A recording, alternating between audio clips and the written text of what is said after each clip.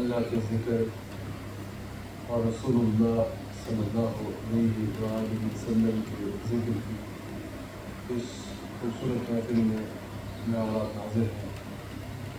اللہ تعالیٰ ہم سب کا جمع ہونا، اللہ کا ذکر کرنا، حضور صلی اللہ علیہ وآلہ وسلم کا ذکر کرنا اپنی بارگاہ میں قبول فرمائے، اور اللہ تعالیٰ اس محفل ذکر کی تمام تر برکات اللہ تعالیٰ ہم سب کو نصیب فرمائے اور اس کو ہماری آخرت کے لیے وسیلہ نجات بنائے۔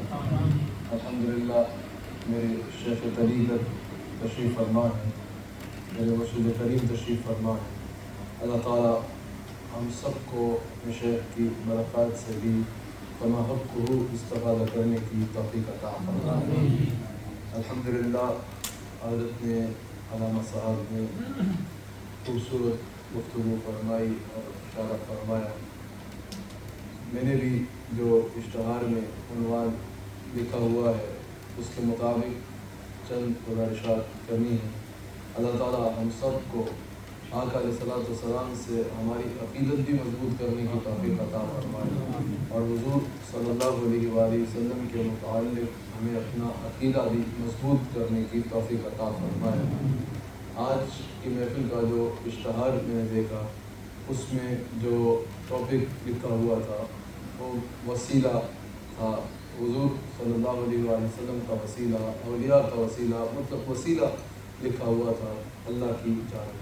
تو یقیناً الحمدللہ ہم اہل سنت ہیں، اللہ تعالیٰ کا شکر ادا کرتے ہیں، جیسا میرے جد امجد حضرت خواجہ عبدالکریم رحمۃ اللہ تعالیٰ علیہ نے اپنے خطاب میں امام ربانی مجدد الفسانی شیخ احمد سرہندی فاروقی رحمۃ اللہ تعالیٰ علیہ کا قول نقل کیا کہ ہمیں ہر وقت اللہ کا شکر کرنا چاہیے کہ اللہ نے ہمیں مسلمان بنایا، پھر اللہ کا شکر کرنا چاہیے کہ اللہ تعالیٰ نے ہمیں سید الانبیاء حضرت محمد رسول اللہ صلی اللہ علیہ وآلہ وسلم کا امتی بنایا، اور پھر ہمیں اللہ کا اس بات پر شکر ادا کرنا چاہیے کہ اللہ تعالیٰ نے ہمیں امام اعظم کا مقلد بنایا، اور پھر ہمیں اس بات پر اللہ کا شکر کرنا چاہیے کہ اللہ تعالیٰ نے ہمیں اہل سنت کا عقیدہ عطا فرمایا، اور پھر ہمیں اس پر بھی شکر ادا کرنا چاہیے۔ یہ بھی سب وسیلے ہیں نا، پھر بھی ہمیں اس پر بھی شکر ادا کرنا چاہیے جو جس سلسلے سے ہے اس سلسلے پر ناز کرے، اور آپ اپنے مریدوں کو فرماتے ہیں، تو ہمیں اس بات پر بھی اللہ کا شکر ادا کرنا چاہیے کہ اگر اللہ تعالیٰ نے ہمیں سلسلہ بیعت عطا فرمایا تو سیدنا ابوبکر صدیق رضی اللہ تعالیٰ عنہ کا خاندان طریقت عطا فرمایا۔ الحمدللہ، تو الحمدللہ اتنی نسبتیں ہیں، تو ہم اللہ تعالیٰ کا شکر ادا کرتے ہیں۔ اللہ تعالیٰ نے ہمیں عقیدہ اہل سنت عطا فرمایا۔ الحمدللہ ہمارا ایک ایک نظریہ، ہمارا ایک ایک عقیدہ جو ہے وہ قرآن و سنت کے مطابق ہے الحمدللہ، اور صحابہ اکرام کے عمل سے ہمارے ایک ایک نظریے اور عقیدے کا الحمدللہ ثبوت ملتا ہے۔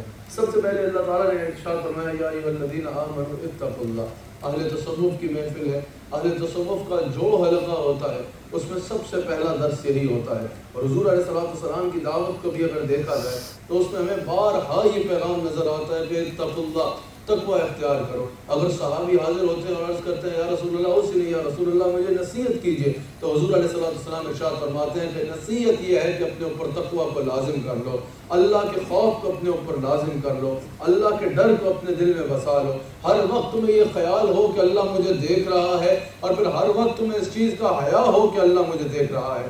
حضرت عمر بن خطاب رضی اللہ تعالیٰ عنہ نے اتقوا اللہ سب سے پہلے آپ کو سمجھنا ضروری ہے۔ حضرت عمر بن خطاب رضی اللہ تعالیٰ عنہ نے، امیر المؤمنین حضرت سیدنا عمر بن خطاب فاروق اعظم رضی اللہ تعالیٰ عنہ نے ایک مرتبہ حضرت ابی بن کعب رضی اللہ تعالیٰ عنہ سے سوال کیا کہ یہ بتاؤ کہ تقویٰ کسے کہتے ہیں، تقویٰ کیا ہے؟ انہوں نے عرض کی کہ حضرت یہی سوال ایک دفعہ میں نے رسول اللہ صلی اللہ علیہ وآلہ وسلم سے کیا تھا، میں نے ایگزیکٹلی یہی سوال جو آپ نے مجھ سے فرمایا، میں نے یہی سوال حضور علیہ السلام سے پوچھا تھا کہ یا رسول اللہ صلی اللہ علیہ وآلہ وسلم تقویٰ کسے کہتے ہیں؟ تو حضور نے مجھے خود اپنی زبان اطہر سے اس کا جواب ارشاد فرمایا۔ فاروق اعظم نے فرمایا سبحان اللہ، یہ تو نور علی نور ہے، یہ تو اور اچھی بات ہے کہ تمہیں خود حضور علیہ السلام سے سوال کا جواب ملا ہے، تو بتاؤ حضور نے سوال کا جواب کیا دیا تھا؟ حضرت ابی بن کعب نے کہا کہ حضور علیہ السلام سے جب میں نے پوچھا کہ یا رسول اللہ تقویٰ کسے کہتے ہیں، تو آقا علیہ السلام نے ارشاد فرمایا کہ ابی بن کعب کبھی تم کانٹوں والی جھاڑیوں سے بشز سے گزرے ہو؟ عرض کی کہ ہاں یا رسول اللہ گزرا ہو. کہا گزرتے دیکھا کسی کو؟ کہا یا رسول اللہ بالکل دیکھا. حضور علیہ السلام نے فرمایا کہ اگر کوئی کانٹوں والی جھاڑیوں سے بشز سے گزر رہا ہو تو اس کی کیا کوشش ہوتی ہے، کیا احتیاط ہوتی ہے؟ کہا یا رسول اللہ اس کی پوری توجہ اپنے لباس کی طرف ہوتی ہے کہ میرے جو کپڑے ہیں ان کو کوئی کانٹے پھٹ نہ جائے، بشز کے ساتھ جو کانٹے لگے ہوتے ہیں کہیں وہ میرے لباس کو پھاڑ نہ دے، کہیں میرے کپڑوں کو نقصان نہ پہنچے، اور وہ اپنے کپڑوں کو ان بشز سے بچا کے گزر جاتا ہے. حضور صلی اللہ علیہ وآلہ وسلم نے ارشاد فرمایا یہی مثال صاحب تقویٰ کی ہے. جیسے کانٹوں والی جھاڑیوں سے گزرنے والا کانٹوں سے اپنا لباس بچا کے گزرتا ہے، صاحب تقویٰ دنیا سے گزرتے ہوئے گناہوں سے اپنے آپ کو بچا کے گزرا کرتا ہے. جیسے اس کی خواہش ہوتی ہے کہ کوئی کانٹا میرا لباس خراب نہ کر دے، صاحب تقویٰ کی ہمیشہ کوشش یہ ہوتی ہے کہ کہیں کوئی گناہ کر کے میں اپنے ایمان کو نقصان نہ پہنچاؤں، کہیں کوئی گناہ کر کے میں اپنے تقویٰ کو نقصان نہ پہنچاؤں، کہیں کوئی گناہ مجھ سے نہ ہو جائے. جیسے اس کی پوری کوشش ہوتی ہے کہ ایک بھی کانٹے سے اس کے جسم پہ نہ لگے اور وہ اپنے جسم کو اور لباس کو بچ کے کانٹوں کے بیچ میں سے گزر جائے. حضور نے فرمایا اسی طرح صاحب ایمان جب دنیا سے گزر رہا ہوتا ہے تو ایک ایک لمحہ اس کی کوشش ہوتی ہے کہ کوئی گناہ اس سے سرزد نہ ہو جائے، کوئی کام اس سے ایسا نہ ہو جائے جو اللہ اور اس کے رسول کو ناراض کرنے والا ہو. تو سب سے پہلے اللہ تعالیٰ نے فرمایا اتقوا اللہ، اے ایمان والو تقوی اختیار کرو، اے ایمان والو اللہ سے ڈرو، اے ایمان والو اللہ کا خوف دل میں لے کے آؤ، اے ایمان والو ہر وہ کام کرو جو اللہ نے کرنے کو کہا اور ہر اس کام سے رک جاؤ. یہ بھی تقوی کی تعریف ہی ہے، ہر وہ کام کرو جو اللہ نے کرنے کو کہا اور ہر اس کام سے رک جاؤ جس سے اللہ روکتا ہے. سب سے پہلے ایمان والے کو یہ آیت میں حکم کیا ہو رہا ہے؟ اتقوا اللہ، تقوی اختیار کرو، اللہ کا خوف دل میں بساؤ. جو اللہ کرنے کو کہہ رہا ہے وہ کرو اور جس سے اللہ روکنے کو کہہ رہا ہے اس سے رک جاؤ. ہر وقت یہ خیال کرو کہ اللہ دیکھ رہا ہے اور پھر اس چیز کا حیا کرو. جیسے دنیا میں کوئی دیکھ رہا ہو تو گناہ نہیں کرتے، تو جب یہ پتا ہے کہ اللہ دیکھ رہا ہے تو کبھی بھی گناہ نہ کرو. یہ خیال کرو ہر وقت کہ اللہ تعالیٰ ہمیں ہر حال میں دیکھ رہا ہے. یہ ہوا اتقوا اللہ. پھر اللہ کریم ارشاد فرما رہے وابتغوا الیہ الوسیلہ، اور اللہ کی طرف وسیلہ تلاش کرو. اب یہ جو وسیلہ ہے اس کا حکم اللہ تعالیٰ خود قرآن کریم میں ارشاد فرما رہا ہے. خود اللہ تعالیٰ قرآن میں اپنے بندوں سے ارشاد فرما رہا ہے کہ وابتغوا الیہ الوسیلہ، اللہ کی طرف وسیلہ تلاش کرو. جب اللہ کی طرف رستہ ڈھونڈ رہے ہو، جب اللہ تعالیٰ کی طرف رستہ تلاش کر رہے ہو، اللہ کی طرف جانا چاہ رہے ہو تو اللہ کی طرف وسیلہ تلاش کرو. علامہ زمخشری رحمہ اللہ ارشاد فرماتے ہیں ہر وہ چیز، اصطلاح شریعت میں ہر وہ چیز جس کے ذریعے اللہ کا قرب پایا جا سکے اس کو وسیلہ کہا جائے گا اصطلاح شریعت میں بھی اللہ کی طرف. مثال کے طور پہ توسل بالاعمال، اعمال کا وسیلہ ہو یا توسل بالاشخاص ہو، اللہ کے مقرب بندوں کا وسیلہ، شخصیات کا وسیلہ، ان لوگوں کا وسیلہ جن کے ذریعے انسان اللہ کے قریب ہوتا ہے. تو توسل بالاعمال بھی جائز ہوگا اور توسل بالاشخاص بھی جائز ہوگا. اور یہاں پر دیگر کئی مفسرین نے کہا کہ توسل، علامہ علوسی بھی کہتے ہیں کہ تمام دلائل پڑھنے کے بعد اور دیگر مفسرین نے بھی کہا، میں اس نتیجے میں پہنچا ہوں کہ اس آیات میں توسل بالاعمال کو بھی جائز بتایا جا رہا ہے، یعنی اللہ کی طرف اعمال بھی وسیلہ بنتے ہیں، نیکیاں بھی وسیلہ بنتی ہیں، اور توسل بالاشخاص کو بھی جائز بتایا جا رہا ہے. اللہ کی بارگاہ میں شخصیات، پرسنالٹیز جو اللہ تعالیٰ کی بارگاہ میں مقبول ہیں، اللہ کے مقبول بندے جو ہیں وہ بھی اللہ تعالیٰ تک پہنچنے کے لیے وسیلہ بنتے ہیں. تو وسیلہ کسی بھی چیز تک پہنچنے کے لیے کہا جاتا ہے، وسیلہ کسی بھی چیز کا پہنچنے کے ذریعے کو کہا جاتا ہے، کسی بھی چیز کا قرب حاصل کرنے کے لیے یا اس تک پہنچنے کے لیے وسیلہ کہا جاتا ہے. یہ لفظ استعمال ہوتا ہے اور اصطلاح شریعت میں اللہ تعالیٰ کے قریب ہونے کے لیے جتنے رستے ہیں اور جتنے جائز رستے ہیں ان کو اللہ تعالیٰ کی طرف وسیلہ مانا جائے گا اور وسیلہ کہا جائے گا. اب یہاں پر اگر سوال آئے کہ کیا قیامت کے دن بھی اللہ اور بندے کے درمیان کوئی وسیلہ ہوگا، کیا قیامت کے دن بھی کوئی ایسی چیز ہوگی جو اللہ کے درمیان اور بندوں کے درمیان وسیلہ بن پائے اور وسیلہ بنے؟ تو یاد رکھیے گا بالکل قیامت کے دن بھی اللہ اور بندے کے بیچ وسیلہ ہوگا. اگر سوال کیا جائے کیسے، اللہ اور بندے کے بیچ میں تو قیامت کے دن کوئی وسیلہ نہیں ہونا، وسیلہ تو ہو نہیں سکتا. میں صرف ہم کسی پر اختلاف نہیں کر رہے، ہمارے سے جو ہمارے لوگ سوال کرتے ہیں، ہمارے نوجوان سوال کرتے ہیں، ان کو اپنا بلیو اور اپنا نظریہ سمجھا رہے ہیں. اگر سوال کیا جائے بھائی اللہ اور بندے کے درمیان کیسے وسیلہ ہوگا، جس کو اللہ چاہے گا بخشے گا اور جس کو نہیں چاہے گا نہیں بخشے گا. بالکل بات ایسے ہی ہے، جس کو اللہ چاہے گا بخشے گا، اور جس کو وہ نہیں چاہے گا اس کو کون بخشوا سکتا ہے، وہ بے نیاز ہے۔ لیکن اگر یہ سوال کیا جائے کہ اللہ اور بندے کے درمیان قیامت کے دن وسیلہ ہوگا یا نہیں ہوگا، تو بالکل قیامت کے دن اللہ اور بندے کے درمیان وسیلہ ہوگا۔ سب سے پہلے آپ میزان پہ دیکھ لیں کیا ہونا ہے۔ سب سے پہلے میزان جو قائم کیا جائے گا، وہاں پر ایک طرف آپ کی نیکیاں رکھی جائیں گی اور ایک طرف آپ کے گناہ رکھے جائیں گے۔ اگر نیکیاں زیادہ ہوئی تو جنت میں جانا نصیب ہوگا، اور اگر گناہ زیادہ ہوئے تو جہنم میں جانا پڑے گا۔ اب یہاں پر جنت میں جانے کا رستہ میزان سے کیا سمجھ آ رہا ہے کہ اگر نیکیوں کا سائڈ بھاری ہوئی، نیکیاں زیادہ ہوئی تب جنت ملے گی۔ تو اب بتائیے کیا اللہ کے بارگاہ میں نیکیاں وسیلہ بن رہی ہیں یا نہیں بن رہی؟ کیا جو گڈ ڈیڈز ہیں، آپ کی نیکیاں ہیں، وہ وسیلہ بن رہی ہیں یا نہیں بن رہی؟ یہاں پر پتہ چلا کہ اللہ کی بارگاہ میں نیکیاں جنت میں جانے کے لیے وسیلہ بن رہی ہیں۔ تو پتہ چلا کہ قیامت کے دن اللہ اور بندے کے بیچ نیکیاں اللہ تعالیٰ نے خود ان کو وسیلہ بنایا کسی کو بخشنے کے لیے۔ وسیلہ نجات اگر اللہ نے بنایا تو نیکیاں وسیلہ بن رہی ہیں۔ اب سوال ہوگا کہ چلو اعمال تو وسیلہ بن رہے ہیں، میزان سے سمجھ آیا، کیا شخصیات بھی وسیلہ بنیں گی یا نہیں بنیں گی؟ کیا حضور علیہ الصلوۃ والسلام بھی وسیلہ بنیں گے یا نہیں بنیں گے؟ تو سوال یہ ہے نیکیاں کسے کہتے ہیں؟ جتنی نیکیاں ہیں، جتنے اعمال صالح ہیں، وہ کیا ہیں؟ وہ حضور صلی اللہ علیہ وآلہ وسلم کے ایکشنز کا نام ہے، حضور صلی اللہ علیہ وآلہ وسلم کی اداؤں کا نام ہے، حضور صلی اللہ علیہ وآلہ وسلم کی سنت کا نام ہے۔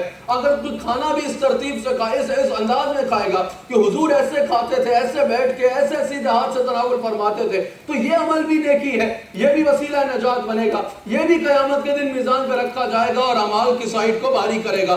اگر کوئی بڑی باتیں چھوڑو، ناخن بھی ایسے کاٹنا شروع کر دے کہ رسول اللہ ایسے کاٹتے تھے، تو کیا یہ اعمال میں وسیلہ ہے یا نہیں ہے؟ کیا یہ نیکی ہے یا نہیں ہے؟ کیا یہ میزان پہ رکھی جائے گی یا نہیں رکھی جائے گی؟ جواب ہے بالکل رکھی جائے گی۔ ابے کوئی جوتے جھاڑ کے پہن لے صرف اس نیت سے کہ حضور اپنی نالین کو جھاڑ کے پہنتے تھے، تو یہ بھی وسیلہ نجات بنے گا، یہ بھی سنت ہے۔ آج کسی سے بھی پوچھیں یہ سنت ہے یا نہیں ہے، یہ سنت ہے۔ اب سنت وسیلہ نجات بنے گی کیونکہ وہ عمل ہے، میزان پہ رکھا جائے گا۔ کوئی چلتے ہوئے کسی کو مسکرا کے دیکھتا ہے، مسکرا کے دیکھ لیتا ہے صرف اس نیت سے کہ حضور علیہ الصلوۃ والسلام کی عادت مبارک تھی کہ کوئی گزرتا تھا تو اس کو مسکرا کے دیکھا کرتے تھے، یہ عمل بھی سنت ہے اور یہ عمل بھی میزان پہ رکھا جائے گا اور یہ بھی وسیلہ نجات بنے گا۔ آقا علیہ السلام نے اس کو صدقہ بھی قرار دیا، یہ بھی وسیلہ نجات بنے گا۔ تو اب مجھے بتائیے جس کی ادائیں، جس کے ایکشن، جس کی عادتیں وسیلہ نجات بن رہی ہے، اس کی ذات وسیلہ نجات کیوں نہیں بنے گی؟ اس کی ذات کا عالم کیا ہوگا اور اس کی اپنی ذات اقدس کس درجہ میں وسیلہ نجات ہوگی؟ اس کا اندازہ آپ یہاں سے لگا سکتے ہیں۔ یہ رسول اللہ صلی اللہ علیہ وآلہ وسلم کی سنت اگر ایسے وسیلہ بن رہی ہے، اگر آقا علیہ السلام کی سنت مبارکہ اس انداز میں وسیلہ نجات بن رہی ہے، حضور کی عادتیں ایسے وسیلہ بن رہی ہیں، اگر کوئی حضور کے عمل کو اپنا لے گا، حضور کی عادت کو اپنا لے گا تو اس کے لیے یہ عادت وسیلہ بن جائے گی، تو حضور کی ذات کا عالم کیا ہوگا؟ اللہ اکبر۔ یاد رکھیے گا حضرت آدم علیہ السلام کی توبہ کو دیکھو تو امام حاکم اس کو نقل کرتے ہیں اور محدثین نے کہا کہ 70 سے زائد حوالے سے اس حدیث کو نقل کیا۔ حضرت امام حاکم اس کو بیان فرماتے ہیں کہ حضرت آدم علیہ السلام کی توبہ قبول ہو رہی ہے تو وسیلہ نجات مصطفیٰ جان رحمت صلی اللہ علیہ وآلہ وسلم کا اس میں گرامی بن رہا ہے۔ امام علوسی نے سورہ بقرہ کی آیت نمبر 89 پہ تبصرہ کرتے ہوئے کہا کہ تفصیل سے جانے کا وقت نہیں ہے کہ پہلی امتوں میں بھی سورہ بقرہ کی آیت نمبر 89 کو اگر آپ تفصیل سے پڑھیں کہ پہلی امتیں بھی جب اللہ سے مدد مانگتی تھی تو رسول اللہ علیہ السلام کی وسیلہ سے مانگتی تھی اور اللہ تعالیٰ حضور علیہ السلام کی وسیلہ سے ان کو فتح عطا فرماتا تھا۔ اللہ اکبر۔ اور اگر وسیلہ نجات میں دیکھا جائے تو سب سے بڑھ کر انسان کے اوپر مصیبت کیا ہوتی ہے، سب سے بڑھ کر انسان کے اوپر پریشانی کیا ہوتی ہے، سب سے بڑھ کر انسان کے اوپر آفت کیا ہوتی ہے؟ وہ عذاب الہی ہے۔ جب قوموں پہ اجتماعی عذاب آ جاتا تھا، عذاب سب سے بڑی مشکل ہے جس سے بچنے کے لیے رحمت کے وسیلے کی ضرورت ہے۔ اللہ تعالیٰ قرآن کریم میں آقا علیہ السلام کی شان کو بیان فرماتے ہوئے کیا فرما رہا ہے؟ وَمَا قَالَ اللَّهُ لِيُعَذِّبَهُمْ وَأَنْتَ فِيهِمْ۔ میرے حبیب علیہ السلام میری یہ شان ہی نہیں ہے کہ آپ ان کے درمیان موجود ہوں اور میں پھر ان پہ عذاب بھیجوں۔ یعنی پہلے قوموں میں جب ایک بڑھتے تھے، گناہ بڑھتے تھے، برائیاں بڑھتی تھی تو اجتماعی عذاب قوموں پہ آ جایا کرتا تھا. لیکن رسول اللہ علیہ السلام کے بعد تشریف لانے کے بعد، حضور علیہ السلام کی ولادت کے بعد، حضور علیہ السلام کے میلاد مبارک کے بعد اللہ تعالیٰ نے قرآن میں اعلان فرما دیا وَمَا كَانَ اللَّهُ لِيُعَذِّبَهُمْ وَأَنْتَ فِيهِمْ. اب رسول اللہ صلی اللہ علیہ وسلم کو ہم نے بھیج دیا دنیا میں، اب دنیا میں ہم عذاب نہیں بھیجیں گے، اب عذاب نہیں آئے گا، اجتماعی عذاب دنیا میں نہیں آئے گا. جس طرح پہلے پانی کا عذاب آتا تھا جس کا ذکر قرآن میں موجود ہے، آتا تھا سب کچھ بہا کے لے جاتا تھا، زمین کو اٹھا کے الٹا دیا جاتا تھا اللہ کے حکم سے، طرح طرح کے عذاب آتے تھے، مینڈک برستے تھے، آگ برستی تھی آسمان سے، پتھر برستے تھے آسمان سے جب عیب زیادہ ہو جاتے تھے. لیکن حضور کے آنے کے بعد اللہ تعالیٰ نے فرمایا وَمَا كَانَ اللَّهُ لِيُعَذِّبَهُمْ وَأَنْتَ فِيهِمْ. اب دنیا میں ہم عذاب نہیں بھیجیں گے کیونکہ میرے حبیب آپ دنیا میں موجود ہو. اب بتاؤ کہ سب سے بڑی آفت عذاب ہوتی ہے اور رسول اللہ علیہ السلام کی ذات کو اللہ بتا رہا ہے یہ ذات ہے جس کی وجہ سے اب ہم دنیا میں عذاب نہیں بھیج رہے. تو اس وقت اگر ہم سب بچے ہوئے ہیں عذاب الہی سے تو وسیلہ نجات کون ہے؟ قرآن کی اس آیت کے مطابق سیدنا محمد رسول اللہ صلی اللہ علیہ وآلہ وسلم وسیلہ نجات ہے. اور پھر اگر وَلَوْ أَنَّهُمْ إِذْ ظَلَمُوا أَنفُسَهُمْ جَاءُوكَ فَاسْتَغْفَرُوا اللَّهَ وَاسْتَغْفَرَ لَهُمُ الرَّسُولُ لَوَجَدُوا اللَّهَ تَوَّابًا رَحِيمًا کی اس آیت کو دیکھا جائے تو اس پر مفسرین نے کہا کہ یہ آیت بھی وسیلہ مصطفیٰ کی دلیل ہے. یہ آیت واضح طور پر حضور علیہ السلام کے وسیلے کی دلیل ہے. اگر امام تقی الدین سبکی کو دیکھیں، امام مالک کو دیکھو، امام قسطلانی کو دیکھو تو یہ سب کہہ رہے ہیں کہ یہ آیت وسیلہ مصطفیٰ کی دلیل ہے کہ جب اپنی گناہ کر بیٹھو، اللہ کو ناراض کر بیٹھو، فاستغفر اللہ، پھر اللہ سے معافی مانگو، واستغفر لهم الرسول، پھر رسول اللہ صلی اللہ علیہ وآلہ وسلم اللہ کی بارگاہ میں تمہاری سفارش کرے. مفسرین نے کہا وسیلہ کسے کہتے ہیں؟ وسیلہ اسی کو کہتے ہیں نا کہ حضور اللہ کی بارگاہ میں ہمارے اعمال پر یا ہمارے معاملات پر یا ہماری حاجات پر سفارش کرے. کہا جب سفارش، وسیلے کا معنی ہی یہ ہے، وسیلے کا مفہوم ہی یہ ہے. اور واستغفر لهم الرسول، پھر تمہارے لیے حضور اللہ کی بارگاہ میں سفارش کرے. اللہ قرآن میں کہہ رہا ہے تو اس سے پتہ چلا، اس آیت سے پتہ چل رہا ہے وسیلہ مصطفیٰ صرف جائز ہی نہیں ہے بلکہ وسیلہ مصطفیٰ اللہ کی رضا پانے کے لیے اللہ کا قرآن میں حکم ہے کہ اگر اللہ کو راضی کرنا چاہتے ہو تو صرف یہ نہیں کہ وسیلہ مصطفیٰ جائز ہے بلکہ اللہ حکم فرما رہا ہے کہ میرے مصطفیٰ کے در پہ جاؤ اور حضور کا وسیلہ اپناؤ تاکہ عطا فرماؤ. اب سوال یہ ہے، اعلیٰ حضرت کہتے ہیں کیا اللہ تعالیٰ خود نہیں بخش سکتا تھا؟ جو واستغفر لهم الرسول کہہ رہا ہے اللہ تعالیٰ خود بخشنے پہ قادر نہیں تھا؟ فاستغفر اللہ پہ بات ختم ہو جاتی اور آگے آ جاتا لوجد اللہ توابا رحیما، مجھ سے معافی مانگو اور پھر مجھے پاؤ گے، توبہ کو قبول کرنے والا ضرور پاؤ گے اور گناہوں کو معاف کرنے والا. فاستغفر اللہ، جب اللہ سے معافی مانگ لی تو کیا اللہ بخشنے میں معاذ اللہ قادر نہیں ہے؟ کیا اللہ تعالیٰ کے پاس معاذ اللہ بخشنے کا اختیار نہیں ہے؟ کیا اللہ ڈائریکٹ نہیں بخش سکتا؟ اعلیٰ حضرت کہتے ہیں تینوں سوالوں کا ایک جواب ہے کہ ہاں اللہ بخشنے پہ قادر ہے، ہاں اللہ خود بخش سکتا ہے، ہاں اللہ بغیر کسی کی سفارش کے بخشنا چاہے تو بخش سکتا ہے. لیکن کہا اللہ کو احتیاج نہیں ہے، لیکن اللہ خود قانون بنا رہا ہے. واستغفر لهم الرسول، اب رسول اللہ کا وسیلہ اپنانا اللہ کے خلاف جانا نہیں ہوگا یا اللہ کا شریک کرانا نہیں ہوگا یا اللہ کے حکم کے برعکس جانا نہیں ہوگا بلکہ اللہ کے فیصلے کو ماننا ہوگا. یا اللہ تو وسیلہ بنا رہا ہے تو ہم ان کے دربار میں حاضر ہو رہے ہیں. سمجھ آ رہی ہے؟ یہ اللہ تعالیٰ کا فرمان ماننا ہوگا. میں نے پھر کہا ہم کسی کے خلاف نہیں بولتے، نہ ہی ہمارا یہ مزاج ہے اور نہ ہی ہماری یہ عادت ہے. ہمارے سے جو سوال کرتے ہیں ہمارے نوجوان، ہم ان کا یہ جواب دے رہے ہیں. اللہ اکبر.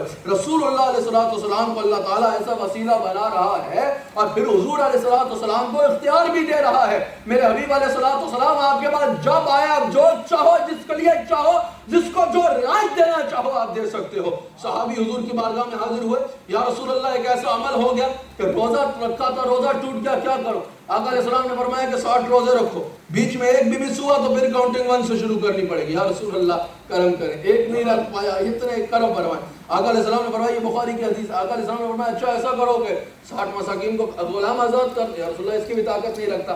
اچھا جاؤ 60 مسکینوں کو کھانا کھلا دو. یا رسول اللہ غریب ہوں، اس کی بھی طاقت نہیں رکھتا. اتنے میں ایک صحابی کھجوریں لے کے حضور کی بارگاہ میں حاضر ہوتے ہیں. حضور نے فرمایا کہاں ہے وہ جو روزے کا کفارہ نہیں ادا کر سکتا تھا؟ حاضر ہوا، یا رسول اللہ میں ہوں. حضور نے فرمایا جاؤ یہ کھجوریں اٹھا کے بانٹ دو، کفارہ ادا ہو جائے گا۔ اب سنو جو ان کو وسیلہ بنا رہے ہیں ان کو اختیار بھی کیسا دے رہا ہے۔ وہ صحابی کھجوریں دیکھے پھر حضور کو دیکھا، یا رسول اللہ یہ مسکینوں میں بانٹنی ہے؟ حضور نے فرمایا کہا یا رسول اللہ پورے مدینے میں مجھ سے بڑا مسکین ہی کوئی نہیں ہے۔ اب یہاں صاحب فرمان حضور ہے، مالک افتراض حضور ہے، والی تحریم حضور ہے، مالک شریعت حضور ہے، اور وسیلہ کے بلا کے پھر اختیار کیسا دیا؟ کوئی اور ایسا کر سکتا ہے جو حضور نے کیا؟ کوئی ایسا نہیں کر سکتا۔ حضور کا جواب بتانے سے پہلے جواب پہ اعلیٰ حضرت کا تبصرہ بتاؤں۔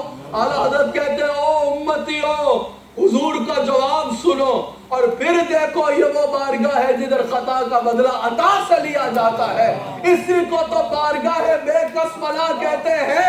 حضور نے فرمایا اچھا کھجوریں اچھی لگ رہی ہیں؟ کہا ہاں یا رسول اللہ۔ حضور نے فرمایا جاؤ کھجوریں کھاؤ، کفارہ ادا ہو جائے گا۔ پتہ چلا صرف وسیلہ بنایا نہیں بلکہ اختیار بھی دیا۔ حبیب علیہ السلام جب چاہو جسے چاہو جیسے چاہو رعایت عطا کر دو، ہم آپ کو اختیار عطا فرما رہے ہیں۔ اللہ اکبر۔ یہ تفصیل سے عنوان ذکر کیا جا سکتا ہے لیکن وقت نہیں ہے، یہاں پر اس کو اختتام کرتے ہیں۔ حضور علیہ السلام کو اللہ تعالیٰ نے جب وسیلہ بنایا، حضور علیہ السلام کو جب اللہ تعالیٰ نے ہمارے لیے وسیلہ نجات بنایا، جب حضور علیہ السلام کو اللہ تعالیٰ نے ہمارے لیے بخشش کا رستہ اور ذریعہ بنایا، تو پھر حضور علیہ السلام کو ہر اختیار بھی عطا فرمایا۔ جب ہم کہتے ہیں حضور علیہ السلام وسیلہ ہے تو یہ یاد رکھیے گا یہ تو ہم شرک کی نفی کر رہے ہوتے ہیں۔ سمجھ آ رہی ہے؟ حضور علیہ السلام کو وسیلہ ماننا یہ شرک کی نفی کرنا ہے۔ اب جب حضور علیہ السلام کو وسیلہ مانا جائے گا تو بتائیے منزل وسیلہ منزل ہوتی ہے یا منزل تک پہنچنے کا ذریعہ ہوتا ہے؟ بتائیے، وسیلہ منزل تک پہنچنے کا ذریعہ ہوتا ہے، وسیلہ ڈیسٹینیشن نہیں ہوتی۔ وسیلہ ڈیسٹینیشن تک پہنچنے کا طریقہ اور ذریعہ ہوتا ہے کہ جس کے ذریعے ڈیسٹینیشن پر پہنچا جاتا ہے۔ اب اللہ ڈیسٹینیشن ہے یا ڈیسٹینیشن کے لیے رستہ ہے؟ اللہ نے تو کہنا ہے کن فیکن، وہ ہو جانا ہے۔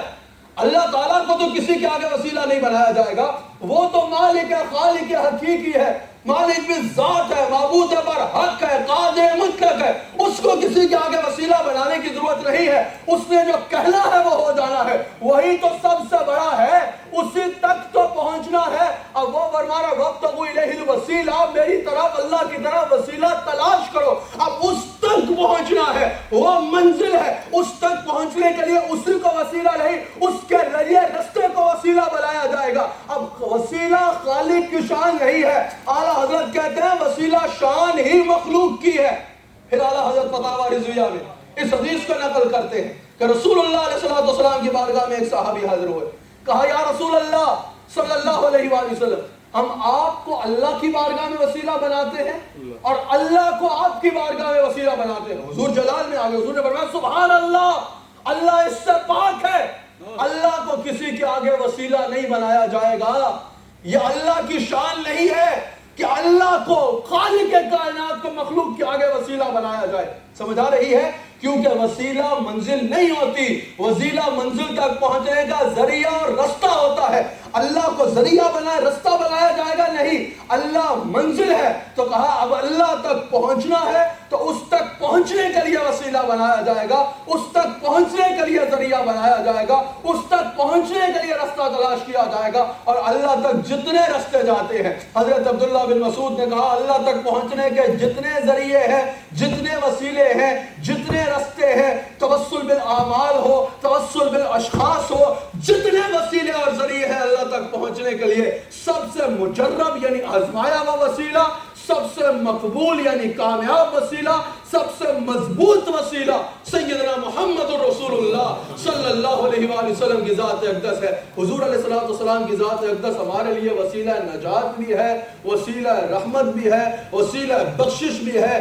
دنیا میں بھی حضور ہمارا وسیلہ ہے، قبر میں بھی حضور ہمارا وسیلہ ہوں گے، اور انشاءاللہ قیامت کے دن بھی ہمارے لیے وسیلہ نجات حضور صلی اللہ علیہ وآلہ وسلم کی ذات اقدس ہوگی۔ اللہ تعالی ہم سب کو رسول اللہ صلی اللہ علیہ وآلہ وسلم کا نام حلال رکھے، وفادار رکھے۔ فتاوی رضویہ میں اعلیٰ حضرت نے یہ حدیث بھی نقل کی کہ جب حضور علیہ السلام نے ارشاد فرمایا، آخری حدیث جس پر بات میں ختم کر دیتا ہوں، جب حضور علیہ السلام نے ارشاد فرمایا کہ اگر کبھی بھی تم سفر پہ ہو، کہیں سفر کر رہے ہو، ٹریول کر رہے ہو اور رستے میں بھی چڑھ جاؤ یا تمہاری کوئی چیز گم جائے کوئی تمہارے لیے مشکل آ جائے، حضور صلی اللہ علیہ وآلہ وسلم نے ارشاد فرمایا، اعلیٰ حضرت کہتے ہیں کہ 3 صحابہ سے اس حدیث کو روایت کیا گیا ہے، 3 مختلف صحابہ سے اس حدیث کو روایت کیا گیا ہے، اگر تم رستے میں ہو، ٹریول میں ہو، اکیلے ہو، کسی مشکل میں آ جاؤ، گم جاؤ، بچھڑ جاؤ، پریشانی میں آ جاؤ، تو ہو یا عباد اللہ اغیثونی یا عباد اللہ اعینونی، دونوں ہیں، کہا کہ اے اللہ کے بندوں مجھ پر نظر کرم کرو، میری مدد کرو، یا اغیثونی میری مدد کرو، اللہ اکبر۔ فرمایا کہ پھر اللہ تعالیٰ کے کچھ ایسے بندے ہیں، رجال الغیب کا پورا باب ہے، اللہ تعالیٰ کے کچھ ایسے بندے ہیں جو سنتے بھی ہیں اور مدد بھی کرتے ہیں، اللہ اکبر، یہ صحیح حدیث ہے۔ اب اور اعلیٰ حضرت بتا رہے ہیں کہ 3 مختلف صحابہ سے اس حدیث کو روایت کیا گیا ہے۔ اب یہاں پر سوال کیا گیا کہ اگر رجال الغیب، اگر آپ ان کو جنات کی طرح بھی لے کے جاؤ گے تو کیا حضور افضل ہیں پوری مخلوق میں یا نہیں؟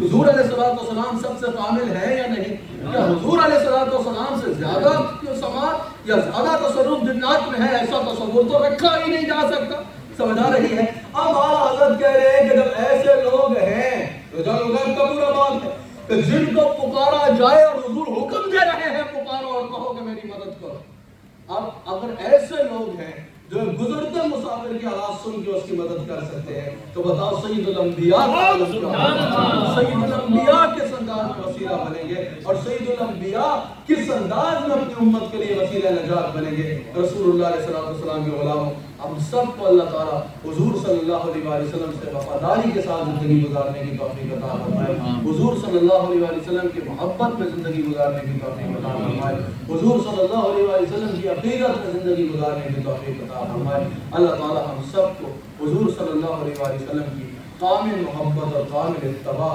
اختیار کرنے کی توفیق عطا فرمائے۔ یہ یاد رکھیے گا، حضور علیہ السلام ہمارے لیے وسیلہ ہے، اور حضور علیہ السلام ہمارے لیے مشکل کشا بھی ہیں، الحمدللہ۔ بتاؤ ہے یا نہیں ہے؟ ہم حضور کو وسیلہ بھی سمجھتے ہیں، ہم حضور کو بإذن اللہ مشکل کشا بھی سمجھتے ہیں، ہم حضور کو بإذن اللہ حاجت روا بھی سمجھتے ہیں، ہم من دون اللہ نہیں، ہم حضور علیہ السلام کو بإذن اللہ اپنے لیے مولا کل بھی سمجھتے ہیں، ہم حضور علیہ السلام کو بإذن اللہ اپنے لیے سبب دفع بلا بھی سمجھتے ہیں، ہم حضور علیہ السلام کو بإذن اللہ اپنا رہبر بھی سمجھتے ہیں، اپنا رہنما بھی سمجھتے ہیں، اپنا حاجت روا بھی سمجھتے ہیں، اور دافع البلا بھی سمجھتے ہیں بإذن اللہ، یعنی اللہ کے دیے گئے اذن سے، حضور کو جو اللہ کا اذن دیا گیا ہے۔ تو جب حضور ہمارے لیے مشکل کشا ہے، حضور ہمارے لیے وسیلہ بنتے ہیں، حضور کا امتی وہ ہے کہ جو لوگوں کے لیے بھی مشکلات میں وسیلہ بن جائے، اگر کسی انسان کو تکلیف میں دیکھو تو اس کے لیے آسانی کا ذریعہ بن جاؤ، اگر کسی بندے کو مشکل میں دیکھو تو اس کی مشکل دور کرنے کا وسیلہ بن جاؤ، اگر کسی بندے کو بھی پریشانی میں دیکھو تو اس کی مدد کرنے کے لیے اس کا وسیلہ بن جاؤ، اگر کسی کو بھی کمزور دیکھو، کسی کو بھی غریب دیکھو، کسی کو بھی مسکین دیکھو، کسی کو بھی ضرورت مند دیکھو تو اس کی ضرورت پوری کرنے کے لیے اس کا وسیلہ بن جاؤ۔ یقیناً یہ اللہ اس کے رسول صلی اللہ علیہ وسلم کی رحمتیں سمیٹنے کا بہترین ذریعہ ہوگا، کیونکہ حضور علیہ السلام نے جہاں ہمیں اللہ کے ساتھ تعلق مضبوط کرنے کا حکم دیا، جس کو حقوق اللہ کہتے ہیں، وہی حضور علیہ السلام کی سیرت طیبہ تھا۔ چاہے قرآن کو دیکھو یا حدیث کو دیکھو، ایک اہم ترین باب، ایک اہم ترین چیپٹر حقوق العباد بھی ہے، رائٹس آف پیپل، اور اس کو پورا کرنا بہت ضروری ہے۔ ایک مسلمان جہاں بھی رہتا ہے اس کا کریکٹر بھی اچھا ہونا چاہیے، اس کو دوسروں کے لیے یوزفل ہونا چاہیے، کسی کے لیے اس کو ہارمفل نہیں ہونا چاہیے، نقصان کا باعث نہیں بننا چاہیے، اور اپنا کریکٹر اتنا اچھا رکھنا چاہیے کہ اس کا کریکٹر بتائے کہ اسلام کس طرح کی ویلیوز سکھاتا ہے، اور اسلام کس طرح کا اخلاق سکھاتا ہے، اور اسلام اور محمد رسول اللہ صلی اللہ علیہ وسلم کس طرح کا جسٹر سکھاتے ہیں۔ اللہ تعالیٰ ہم سب کو رسول اللہ صلی اللہ علیہ وآلہ وسلم کے متعلق اپنا عقیدہ اور اپنی عقیدت مضبوط رکھنے کی توفیق عطا فرمائے۔ یہ جتنی باتیں تھیں تھوڑی سی دیر میں، اس پہ گھنٹوں کلام اور کیا جا سکتا ہے۔ یہ جتنی باتیں تھیں الحمدللہ ہمارے عقائد کے باب میں، یہ صرف قرآن اور حدیث سے تھی، اور بتا رہی تھی کہ الحمدللہ ہمارا ایک ایک نظریہ قرآن و سنت سے ہے۔ اللہ تعالیٰ ہم سب کو مرتے دم تک اللہ اور اس کے رسول صلی اللہ علیہ وآلہ وسلم کا وفادار رہنے کی توفیق